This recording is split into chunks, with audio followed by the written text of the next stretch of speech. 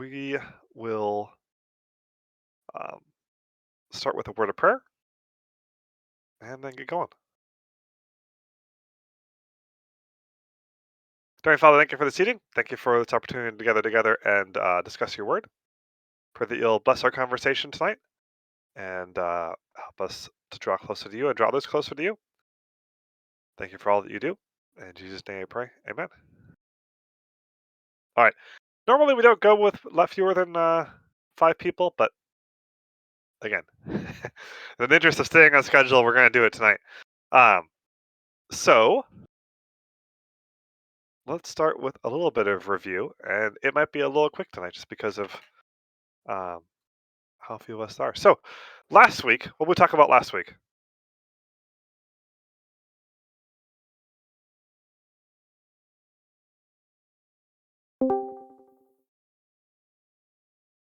Hello, Amroth. So we are doing we're starting off with a bit of review, Amroth. That's the question about what we discussed last week.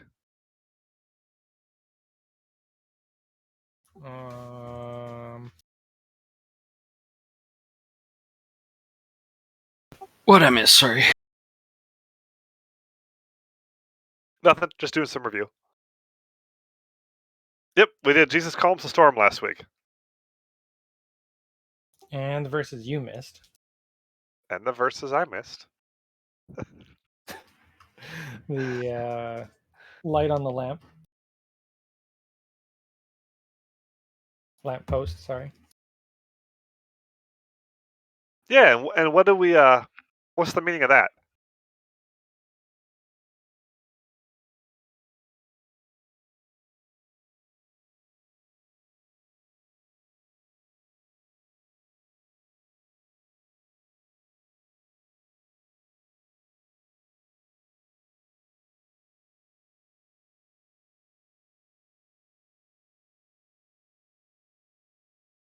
What was the meaning of what? Sorry. The the lamp under a jar parable that we talked about last week. Oh, it was the follow-up to the sower parable. At least our understanding, I think, kind of what we reached was that it was quite literally the follow-up of once you are ingrained in the proper soil and your heart is in the right place, you don't want to hide the light. You can't hide the light. It's from another quote of scripture of you will know them by the fruits of their labors. Of if your heart is truly planted in the proper soil, you're gonna shine. Yeah, exactly. Good. Then Jesus talked about the family of God, and then we talked about the calming the storm story.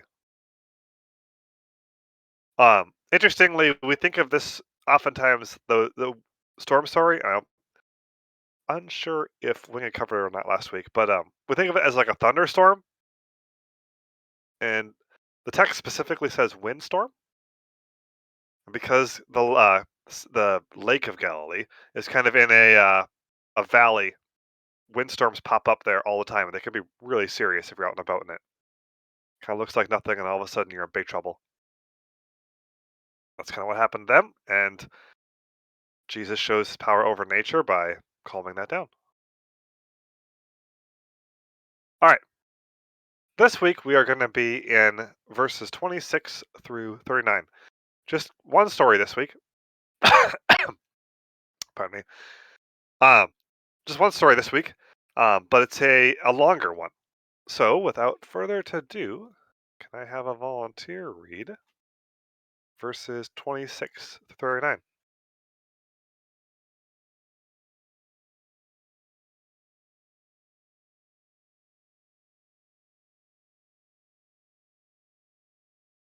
Uh-oh. That's okay. That's why I posted the link. Well, I it's knew just you officially. made it too big. Yep. I can. Go for it. Then they sailed to the country of Gerasenes, which is opposite of Galilee. When Jesus had stepped out on land, there met him a man from a city who had demons. For a long time he had worn no clothes, and he had not lived in a house but among the tombs. When he saw Jesus, he cried out and fell down before him and said with a loud voice, "What have you to do with me, Jesus, Son of the Most High God? I beg you, do not torment me." For he had commanded the unclean spirit to come out of the man. For many a time it had seized him. He was kept under guard and bound with chains and shackles, but he would break the bonds and be driven by the demon into the desert. Jesus then asked him, "What is your name?" And he said, "Legion, for many demons have entered him." And they begged him not to command them to depart into the abyss. Now a large herd of pigs was feeding there on the hillside, and they begged him to let them enter these, so he gave them permission. Then the demons came out of the man and entered the pigs, and the herd rushed down the steep bank into the lake and drowned. When the herdsmen saw what had happened, they fled and told it in the city and in the country. Then people went out to see what had happened, and they came to Jesus and found the man from whom the demons had gone, sitting at the feet of Jesus, clothed and in his right mind, and they were afraid. And those who had seen it told them how the demon-possessed man had been healed. Then all the people of the surrounding countries of the Gerasenes asked him to depart from them, for they were seized with great fear, so he got into the boat and returned. The man from whom the demons had gone begged that he might be with him, but Jesus sent him away, saying, "Return to your home and declare how much God has done for you." And he went away, proclaiming throughout the whole city how much Jesus had done for him. Thank you. All right. So this is after Jesus calms the wind and waves. And it's not doesn't need to be immediately after, but in Luke's narrative, it's immediately following. So some things may have happened in between. But after that, they sail over to the country of the Gerasenes. Okay, so where is this?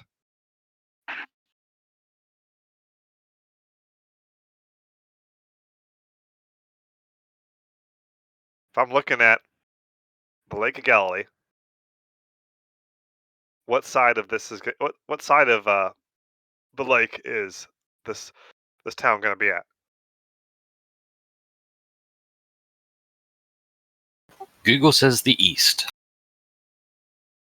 Very good. Google is correct. It's a little bit of a trick question because we don't 100% know.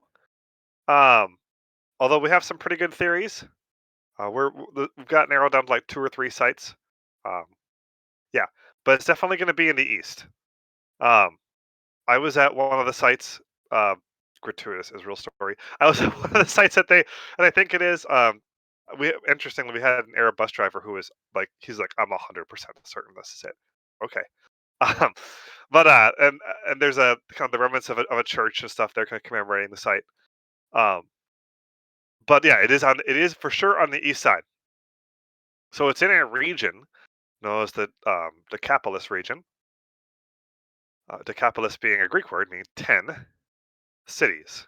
So there's 10 Greek cities kind of in this area around this town. Okay. Um, and we get hints of that in the story. There's a big hint that shows that we're probably dealing with a region that has a lot of Gentiles and Greeks in it. What's that hint?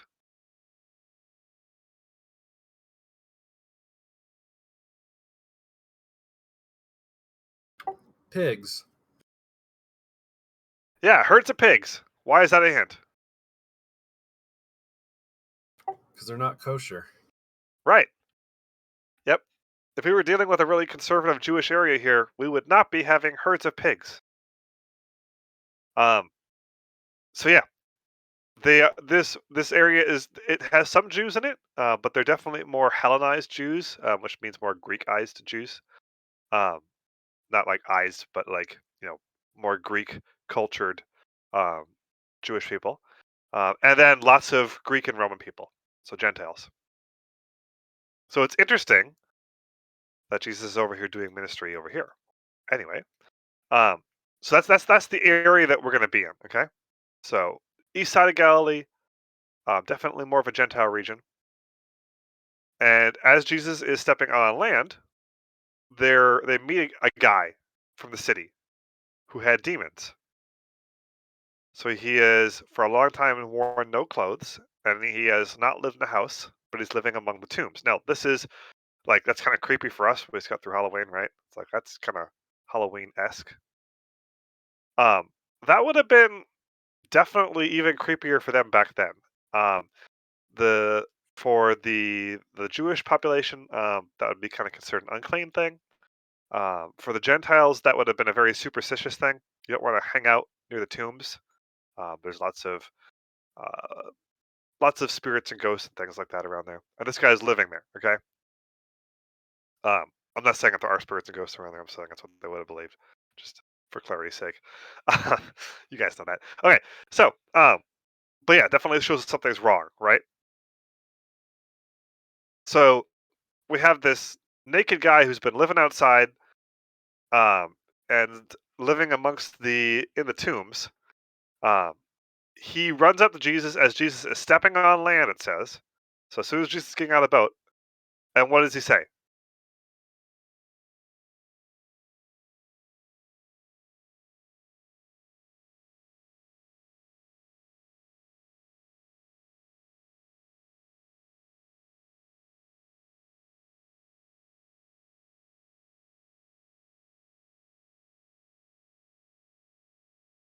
What have you to do with me?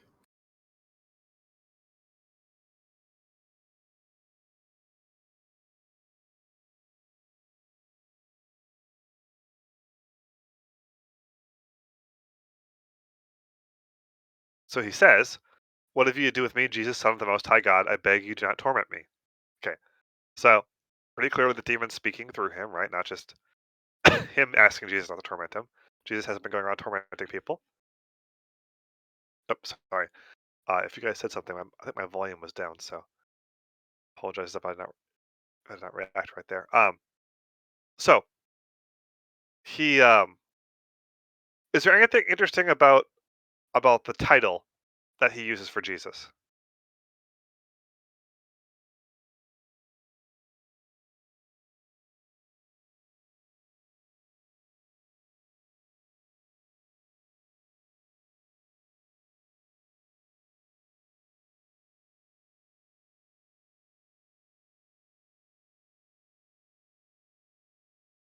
Depending on which direction you want to go, the Most High God is probably the most emphasized part of it,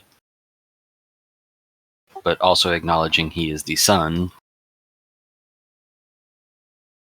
Yeah, he's acknowledging that Jesus is the Son of God, right? So that's interesting because we haven't had a lot of people do that. So the demons are acknowledging that Jesus is the Son of God. One of the first people to do that, interestingly. And then Most High God. Okay, so you mentioned that that's emphasized. Why is that kind of unique? Why would we? Why is that standing out to us? Because Seems pretty emphatic on the authority side of things, if you ask me. Good, good. it's ahead, exactly what I was going to say, and it's the first acknowledgement of this demon is basically saying that it has a realm of authority that it answers to, but it's acknowledging that Jesus trumps that. He is a higher authority than that. Yes, very good. So it's a title that's actually not used that often of Jesus or God. Let me put it this way: it's a title that's not used often for God in the New Testament. Okay, um, it's used once in Hebrews about Melchizedek, which is a whole different story. It's used in the Gospels. It's only used 4 times. 3 times in Luke. Once is here. The other time outside of Luke is Mark, and it's when Mark tells this exact same story.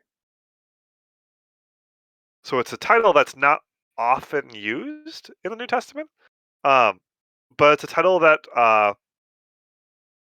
would definitely be so. Like it's a title that's not often used in from Jewish people in the New Testament.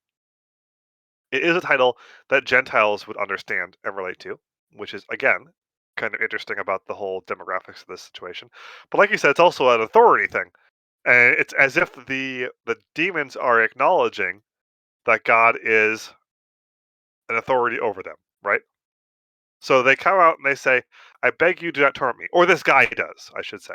And I think you guys already kind of tracked along the line that these are the demons speaking through the guy. So we go, okay, why is he saying that? Verse 29. For he, being Jesus, had commanded the unclean spirit to come out of the man. For many times it had seized him, he was kept under guard and bound with chains and shackles, but he would break the bonds and be driven by the demon into the desert. Okay, so we get another story here about how the people in the town had tried to shackle this guy, put chains on him, and he would break through the chains and um and then run out of the desert, run amongst the tombs. So that's a little unnerving. Um, uh, if we were working a couple weeks ago when I wasn't here. We were doing handcuff training for part of the sheriff's reserve where I am.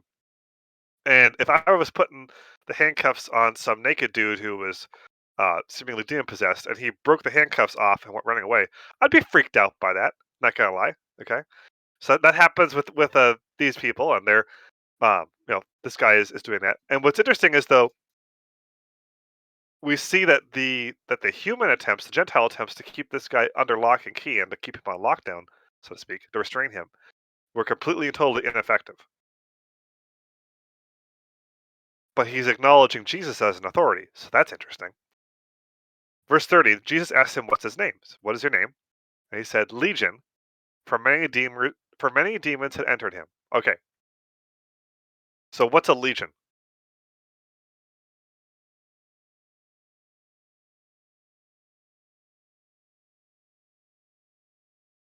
It's a lot.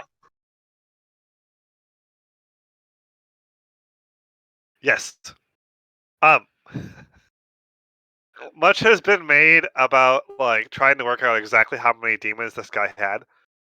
Um, and some people are like, well, like maybe he's being literal. Maybe it's literally 5,500 demons or 6,000, depending upon what strength of legion you want to adhere to. Legions were typically under strength, so people talk about that, and they're like, so maybe it's like an actual. It's like okay, just a lot. Okay, a lot is the correct answer. It's probably a little bit of hyperbole.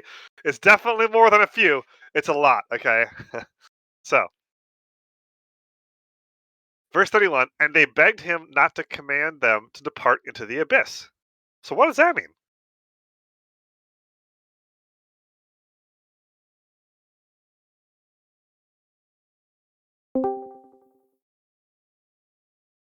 Are we really going to go there?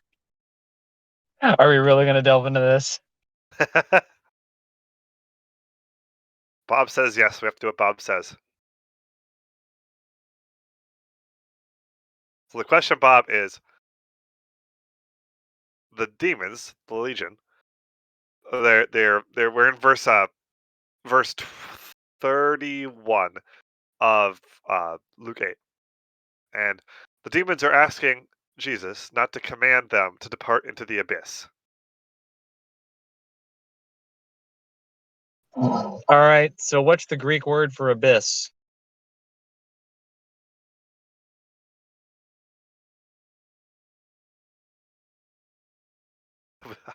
I was actually going to ask that question of you. Oh. I In didn't case counter. I I, didn't counter I'm it in minute currently notes. I'm Go in a ahead. car driving home. I don't have my concordance on hand. Okay. I was funny because I came across it in my sorry, I'm doing two things at once trying to get the pull the concordance up. I came across it as I was prepping for this, and I did not write the word down because I was like, "Scribe will know. I have a good time with this." Isn't it the word? Isn't it Tartarus? Isn't that the word? I think it is. Yeah, I'm Yeah. looking it up though. Let me check. Okay. Because the typical word for the afterlife or hell is Hades in Greek, but Tartarus was something special. We're looking it up right now. And I can't remember. We could get very deeply theological with this, I can't remember which epistle it's in that talks about Tartarus. I want to say it's one of the Peters.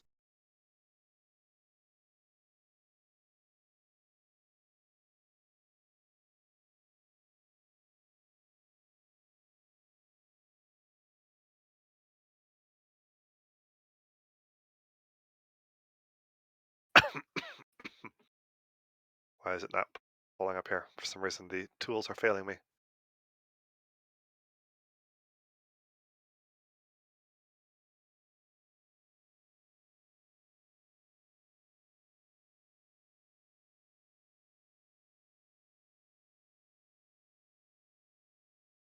It's a Busos. Oh, the Bustos. Okay. Yeah. Apologies. No worries. So Busos, it means, and this is what the commentary said too. It means a bottomless, unbounded pit.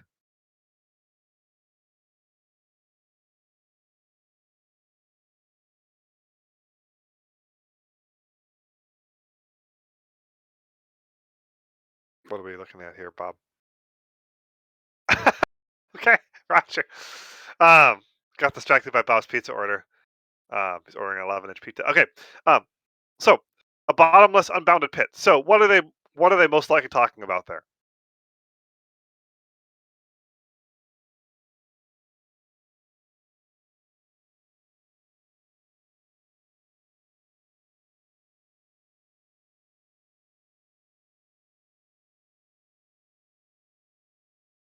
Yeah. This would be HE double hockey sticks, right? No, this is what we consider hell. This is what the final place of judgment for the demons. And the demons don't want to go there. They're like, whoa, wait a minute.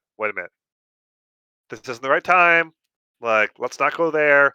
We don't have to be so extreme, Jesus. Like, have a little mercy, which is kind of, in a sense, darkly amusing, right? Because there's a whole legion of them.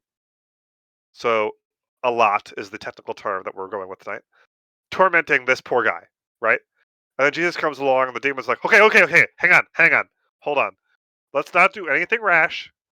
let's make sure we keep this in the proper order, right? Like, there's no reason to send us to the final place of judgment yet. That time hasn't come yet. So they're begging Jesus not to send them to the final judgment, to hell, right? To the abyss. Now there's The a large. idea, the idea Sorry, of go a ahead. diplomatic demon is amusing. I know, right? Yeah. Hold on. Yep. Let's just talk this through. There's no reason to do anything, rash right away. Yep, exactly. So that they're negotiating with Jesus because honestly, it shouldn't surprise us that demons know how to be attorneys. Anyway, no offense to any attorneys on the channel. Now Or those in who verse may hear the- 32. Sorry, go ahead. Or those who may hear the recording. Yeah, or those who may hear the recording, exactly. I know good attorneys. A lot of my friends are attorneys. Blah blah blah. Disclaimers. Now a large herd of pigs in verse 32 were feeding on the hillside, and they begged him to let them enter these. So he gave permission. Okay. So the demons see pigs, and they're like, "Okay, look. What if we just moved over to the pigs? Okay, like unclean animals anyway. You're Jewish. You don't like pigs. Like, what do you care about the pigs?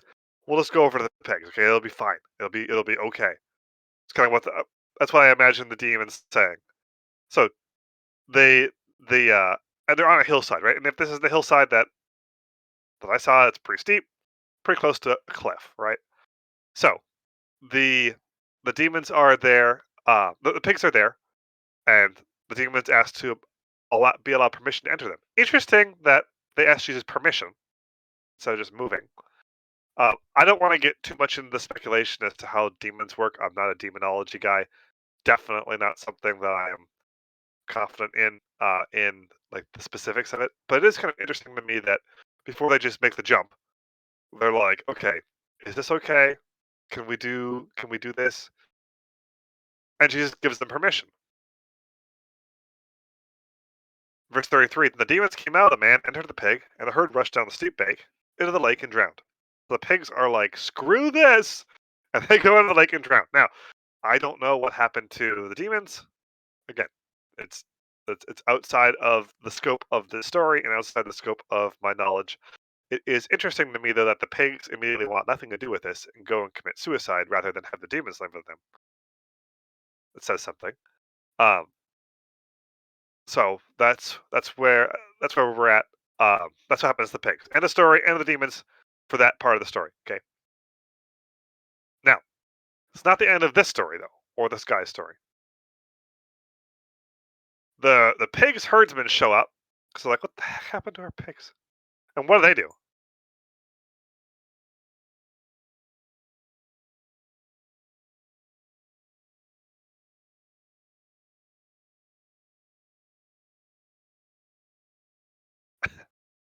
It's a perfect Minecraft meme that Bob posted. Bob is generally fantastic with memes, and tonight is no exception.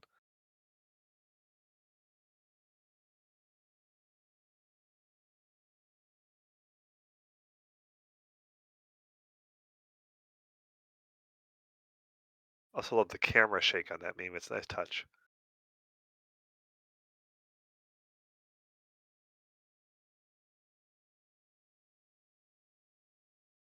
Oh man, 10 out of 10.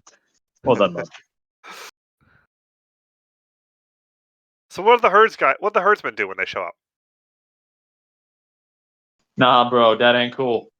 Yeah.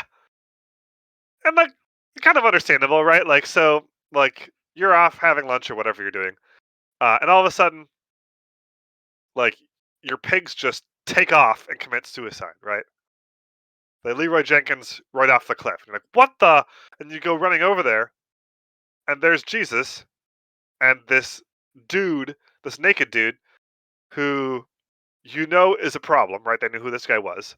You've seen him been put in chains. He broke through the chains, and he's been, howling at the moon and sleeping amongst the tombs and stuff. And the pigs are gone. He's there. Jesus is there, and you're like, what the? So they run away to the city. Not particularly, yeah, not particularly out of the ordinary, right? We kind of expect that. So they go to the city, and they tell people in the city what happened. And what do the people in the city do?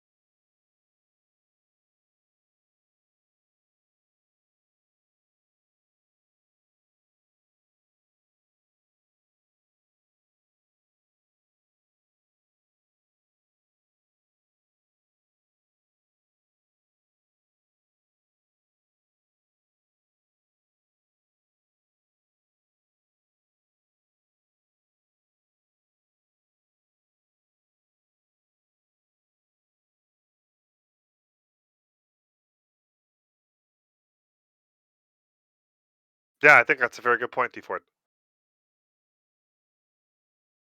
I think especially because they're freaked out by this guy who is, been a problem for them. So they run off and tell the city people, and the city people do exactly what we would do in their instance. If somebody runs up to me and is like, bro, like, the crazy guy with the chains and stuff? Yeah. So he showed up, and then my pig's all suicide off a cliff. Like, you gotta come see it. I'll be like, what the? And go run out there to go see it, right? So they do that, which we would expect, okay? Logical reaction.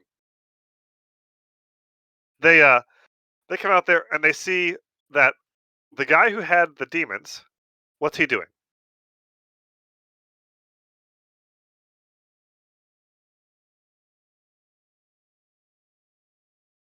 He's wearing clothes, so it's an improvement.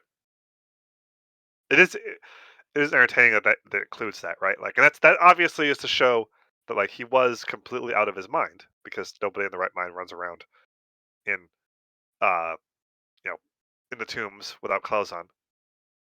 But now he's wearing clothes, And like D4 said, sitting peacefully at Jesus' feet. So, this is what we expect a well-respected student of a rabbi to be doing, is to be sitting at the feet of the rabbi. Okay. We talked before about how there's that Jewish saying about how uh, a student of a rabbi would cover themselves in the dust of the rabbi's feet. Right. The idea that they're always there, always learning. So it's interesting that we're dealing with a guy who's probably a Gentile here, or at the very least a very Hellenized Jew, and they come back and we use a very Jewish expression about what this guy is doing. He's sitting at the feet of Jesus, sitting at the feet of Rabbi Jesus, right? He's clothed and in his right mind. Okay. And the people from the city were afraid. Okay. Verse 35, and they were afraid. So, why are they afraid to see this guy clothed in his right mind and sitting at the feet of Jesus?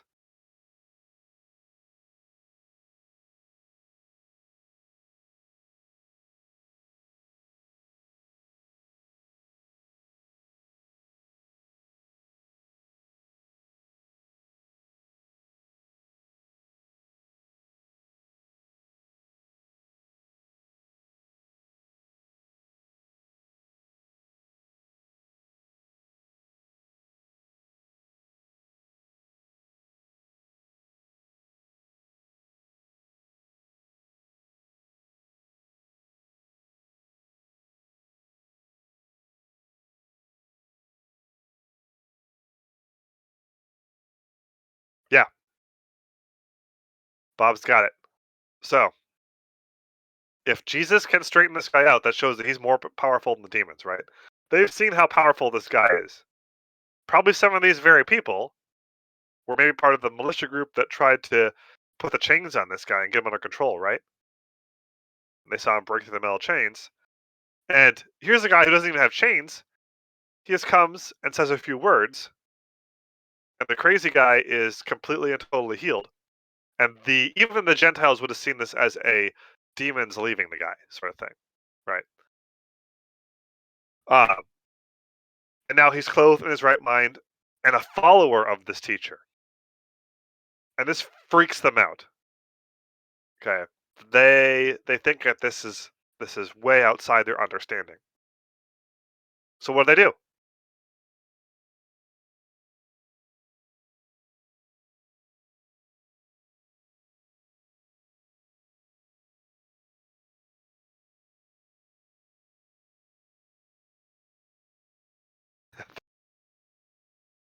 Bob, repost the meme. Yep, exactly. Amroth had a good line. Get rid of the thing they don't understand. Yep, they don't understand what this is. It's kind of scary. Let's get rid of it. So it's interesting because it says the people from the countryside surrounding the town, so not just the people in the town, but all the people in the area were like, okay, how? Like they're seized by a great fear, which is an interesting word to use, seized by fear. By great fear, and they ask him to depart. They're like, okay, it's been real, it's been fun, but it hasn't been real fun, and we'd prefer if you just move along.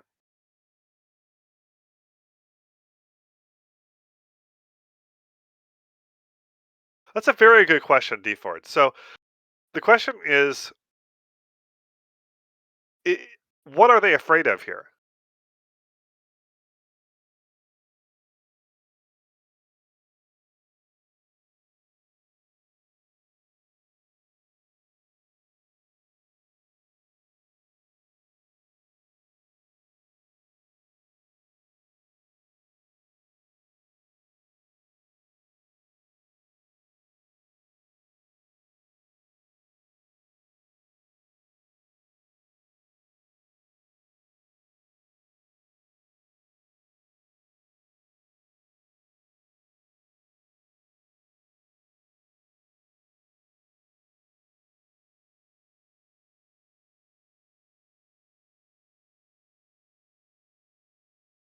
Here's a fun thought. What if it doesn't have to do anything with the demons? What if these guys look and see this one dude who's living out of tombs, crazy, off by himself, not really necessarily influencing anything necessary on that part. Jesus shows up, fixes this guy who wasn't really contributing to society, but it cost the nearby village this entire economical contribution of this herd of pigs. What if they were fearful of Jesus' power, but they were fearful of what he could do to them, to their livelihood? Ah,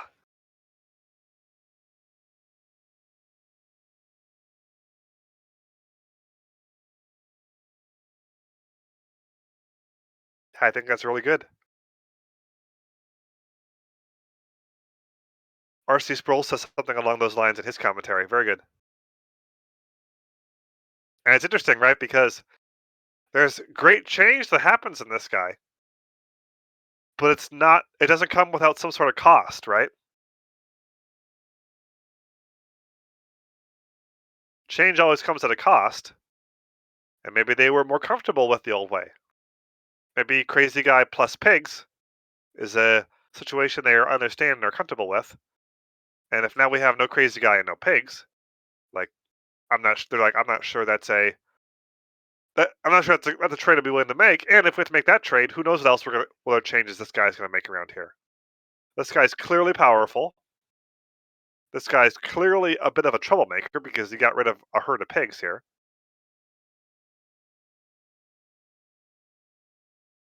Maybe we don't want him around here. He did good for this crazy guy, right? But honestly, like they're like, I mean, apart from running around naked, like breaking through chains and like howling at the moon and terrorizing the tombs, like that's the problem we're comfortable with. Like we're comfortable with that problem, right?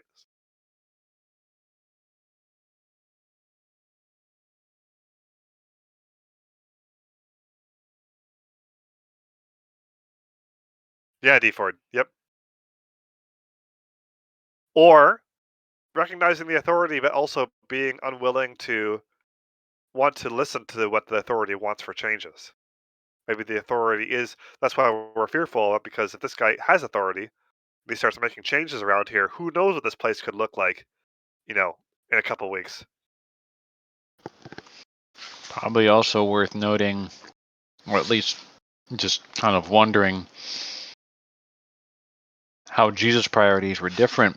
He saw the value in the one man, they saw the value in their money, what they valued over one's soul.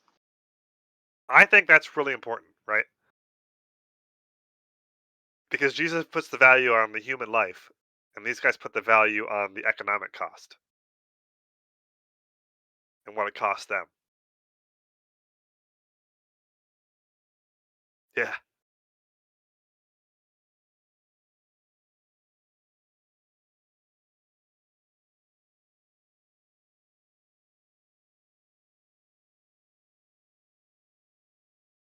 And so it's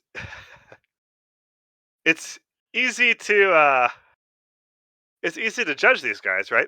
But I mean, this is these guys' livelihood and investment.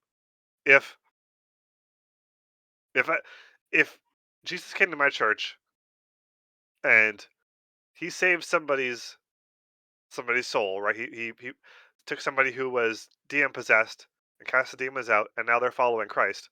But Jesus does it, and at the end of the day, I'm out of a job, and my whole 401k is cleaned out. I'd be like, oh, yay! I am so happy about this, right? Like, so again. Also, we love bacon, but like it's easy to sit back and judge these guys, but at the same time, put ourselves in their shoes. I mean, this is a society without 401ks, without Social Security, without unemployment. Like these guys are out. These guys are in serious financial trouble right now, and they're thinking to themselves, "Well, geez, if this is what this guy's going to be doing, like, we can't afford to have him around." Which is a very human, understandable thing to do. But Jesus is not playing by human rules. He is valuing the life of this individual over the economic cost to the community around him. I don't know. Does it cook out? Is it like a parasite, Amroth?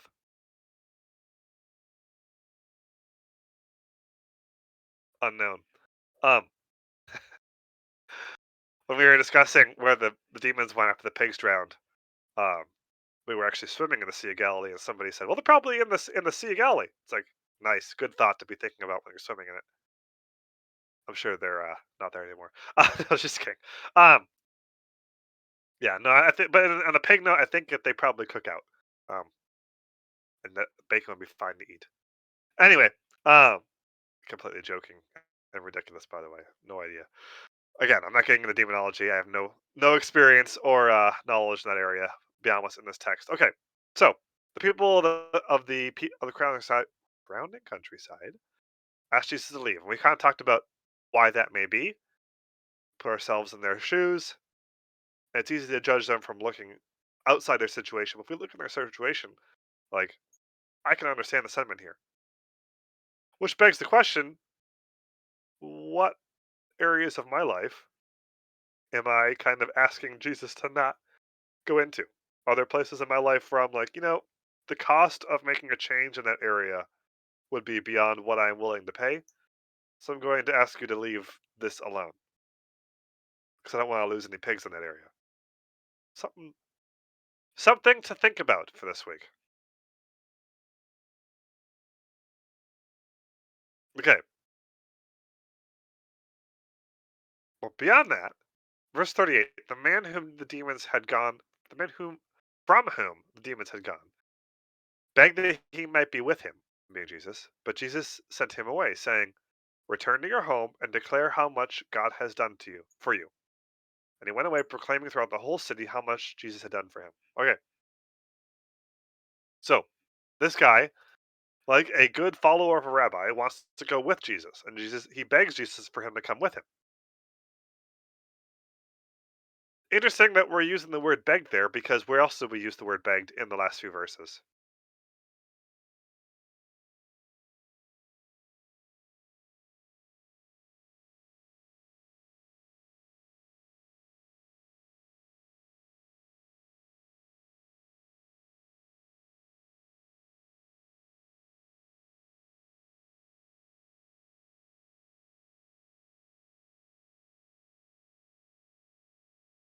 Yeah, I believe it is Amroth. Yep.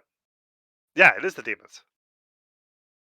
Interestingly, both the demons earlier were begging not to be sent into the abyss. This guy is begging Jesus not to send him away. So they're both begging to not be sent away, but for very different reasons. There's a neat little parallel there. Jesus sends the demons away into the pigs to go Leroy Jenkins off the cliff. Jesus sends this guy away, or back home rather, for a different reason. Why does he send this guy back home?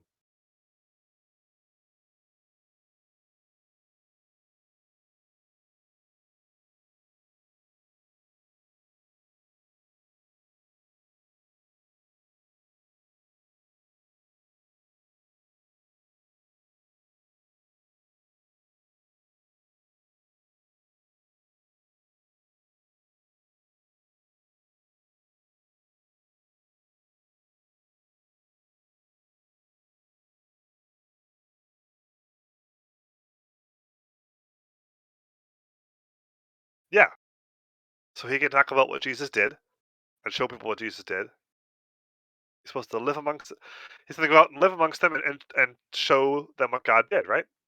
Return home and declare how much God has done for you. A secondary thought, but I'll see what D Ford wants to say first, because that's curious.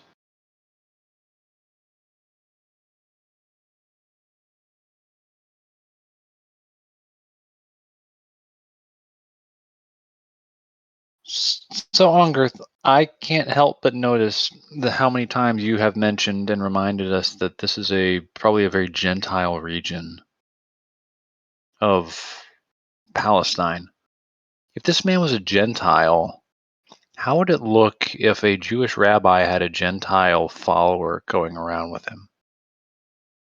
And not just that, isn't Jesus' time now presenting himself to Israel primarily rather than the Gentiles? both excellent questions. Both that so again, I have emphasized this is a Gentile region, and it is. There are Jews living there as well, so we don't know for sure which one this guy is. But yeah, I do think that there is a reason that Luke chooses to highlight this, and I think it has to do with the pigs and the region, right? So I think it shows that Jesus is not avoiding Gentile areas. He's not avoiding ministry of Gentiles. But it does seem like, and it could explain why Jesus sends this guy back home instead of taking him with, that his time to do ministry to Gentiles, making that a big focus of his ministry, is not here yet. So I do kind of wonder on that, Scribe. I don't have any firm evidence one way or the other, but I do know definitively that this is a very Gentile intensive region compared to other areas around Galilee. It's just a thought. It's like it could be. Bible doesn't come out and say, so who are we to be definitive? But it's just kind of one of those things. It's like, I wonder. Side tangent question then on that line of thought, though. What makes this any different than, say, the Gentile woman that drew the water for him that he blessed? That didn't follow him. Didn't follow him, but he She still gave the same obeyed him. blessing. She obeyed him, but Jesus, she didn't follow him. Jesus still performed a ministry on behalf of the Gentiles. We have numerous incidents of that, but there were none that followed after him as far as we know, because Jesus' primary ministry was to the Jewish people, I would say.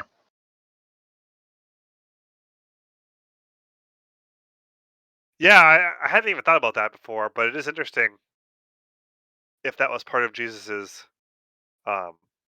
decision to tell this guy to stay and do ministry here. It likely would have, it likely would have caused some problems. It wouldn't have been unheard of, most likely. I mean, some rabbis did have proselytes, and some of the Pharisees, in fact, took some measure of satisfaction, holiness, in discussing how many proselytes they had brought into the faith.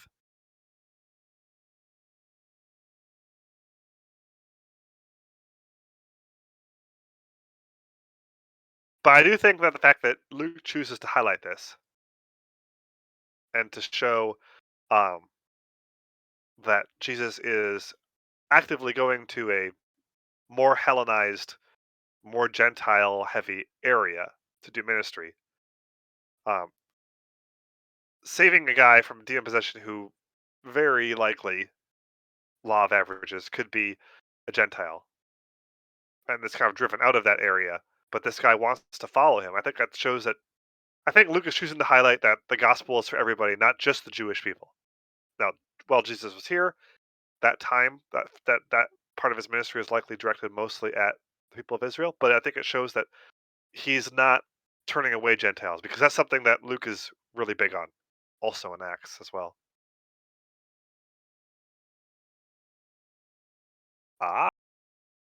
Care to expand upon that, Amrath?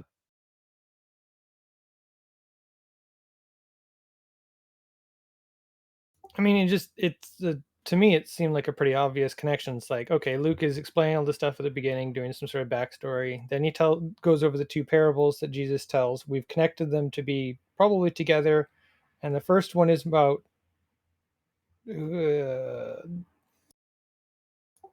sorry, brain's not completely there. Sowing and seeds. Yep. Yeah, sowing the seeds, the word of God landing in the different places, and then the lamppost. And it feels very much that it's Jesus is doing this specifically after that. I don't know, maybe because he knew Luke would talk about it this way, to very much put together that it would be a connection of the first half of this chapter is, hey, there's some things that you should really pay attention to and things you should be doing, like making sure you're good soil and making sure that it doesn't stay hidden. And then it's literally, hey, let's heal this man and tell him to do exactly that.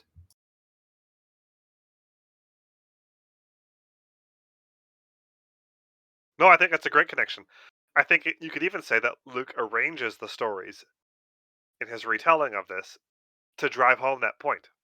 That's very good, Amrath. That's using the context to interpret this. I think that's definitely one of the things we can take out of this.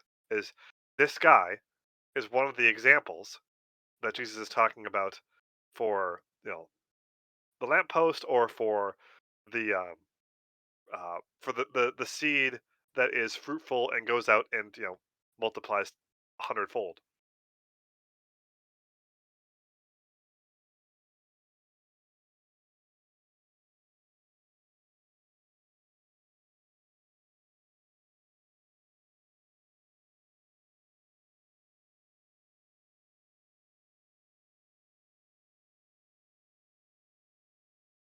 Sorry. All right.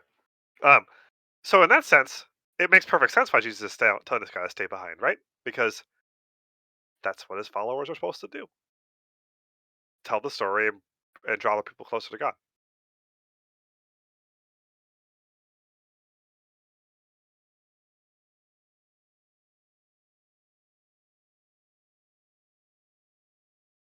I do think it is interesting that this is an area that conservative Jewish Pharisees would stay away from. Herds of pigs, after all, likely heavily Gentile influence. The pigs are there, by the way, because there's demand for it in the Decapolis. Gentiles like eating bacon. Nothing has changed. But so I think it's interesting that Jesus is not afraid to do ministry in those areas, right? And takes a guy here who very possibly could be a Gentile, maybe isn't, but very possibly could be, and commissions him as kind of a missionary of this area. Again, no surprise then why Luke, who writes the book of Acts, would choose this as one of the stories to highlight from Jesus' life.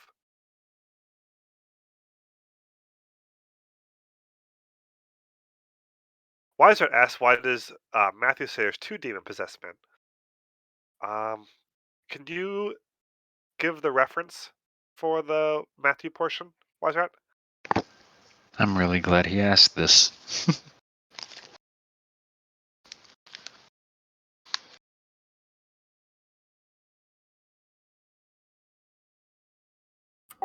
It's Matthew 8, verses 28 through 34.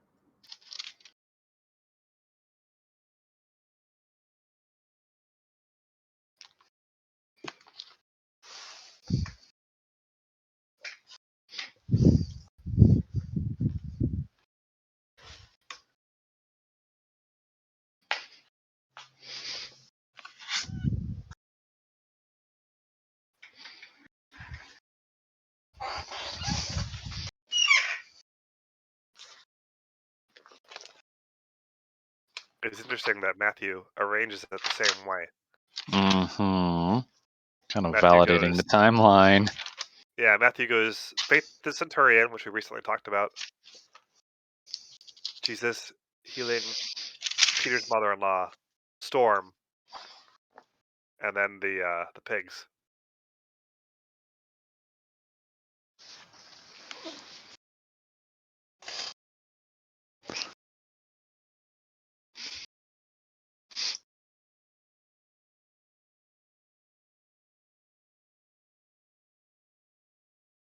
I'm gonna be right back in 1 second. We're gonna take some cold medicine quick.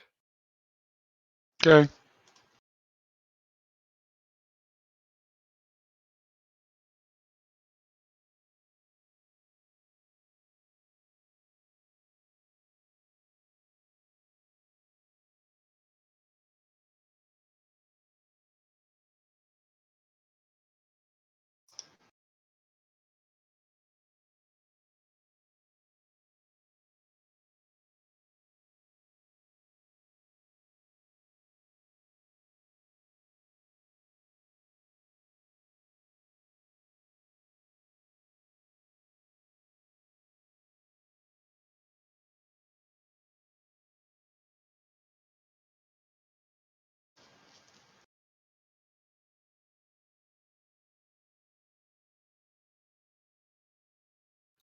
All right. Thank you for your patience. So I'm gonna be real honest and say I don't know. I have not thought about this before. Winga, do you have an answer? I don't know why they do, but what I would say the logical conclusion, and my study Bibles kind of conclude this because I was looking ahead in this passage over the past week, and I saw that, and I was like, the logical conclusion is that Mark and Luke, they both record this instance, and both of them only mention one, but Matthew records two. The logical conclusion is that Jesus spoke to one, like there was a spokesman between two men. That's the one that Mark and Luke record, but there were actually two men. There was one that took the lead, but there were actually two, and the one that was in the lead would have been the one recorded by Mark and Luke. I think that's perfectly rational. I also think that Matthew saying that there's two and each of the other guys saying one doesn't mean that there aren't two. Like, Nope. To kind of add on that, I've read and heard speculation that's pretty much the same thing as what Winged have said, but the explanation kind of goes into it from what I've read is that just because there is an omission of something does not mean it didn't occur. Another example occurs in the post-resurrection. I forget which Gospels it is, but some of them mention kind of an earthquake when the tomb is opened, but others don't. Yep. But just because it's not mentioned in one, but is in another, doesn't mean it didn't happen. It just means it wasn't the point of emphasis. Yep.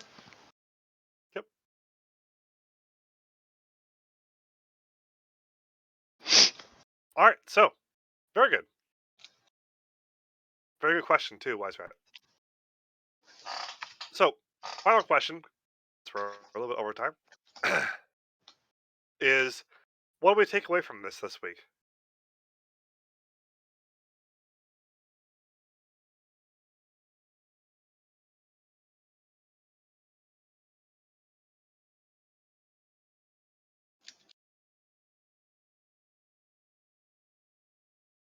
Bob always gets something from Bible study.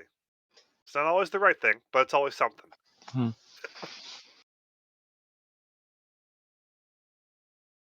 I was going to say something like along the lines of hoard all the bacon you can. You don't know when it might run off a cliff and into a lake.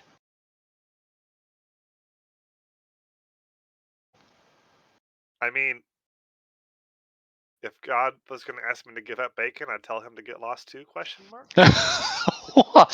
I've heard some things tonight that would probably that should probably, result in a lightning strike. So I'm gonna play it a little safe.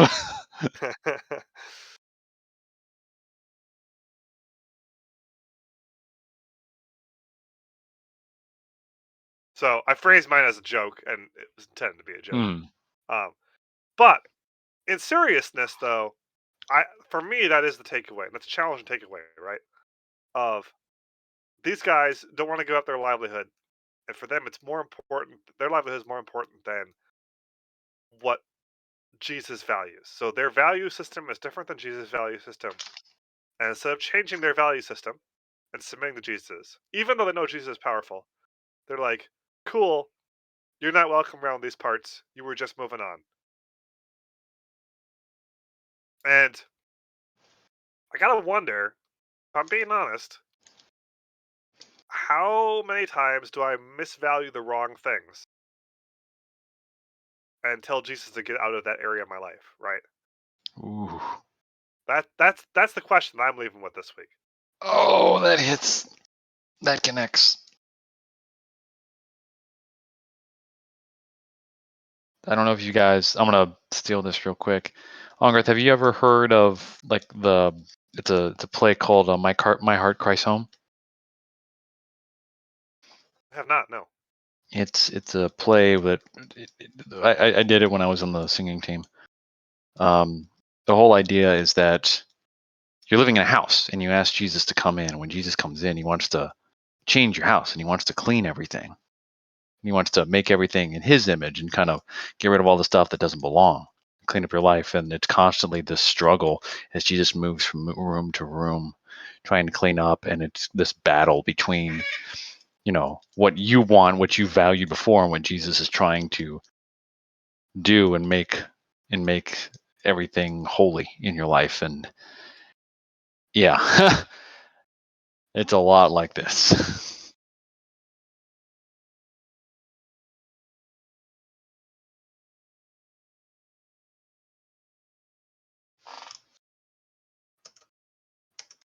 Yeah, so like it's a joking way to phrase it, right? Like if God told me to give up bacon, I tell him to get lost. But like that's what they're doing here. And it's a funny way of thinking about it. But again, like how many times do we do that? How many times do we, instead of making the changes that God wants to make, paying the price for the changes, be like, it's going to be easier if you just don't make, like, if it's going to be easier if you just move on. Like, don't come into that area of my life. So Full circle. It's the first parable, the thorns. it is. It's exactly it. That's exactly it. Yep. Yep. You and Amroth are absolutely right to bring that parable into this, because that's why this is arranged in that way.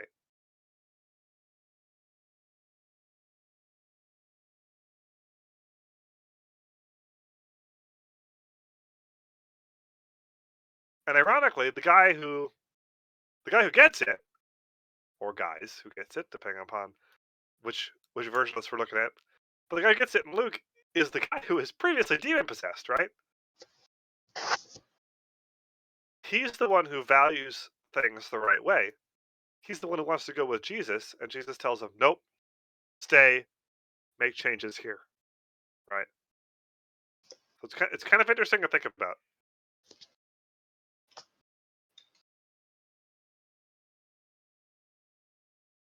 That's my takeaway from this week. Anybody else have anything before we close out in prayer?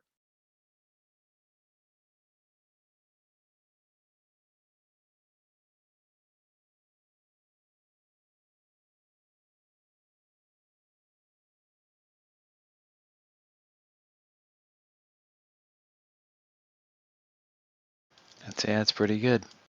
All right. What do we have for closing prayer requests tonight?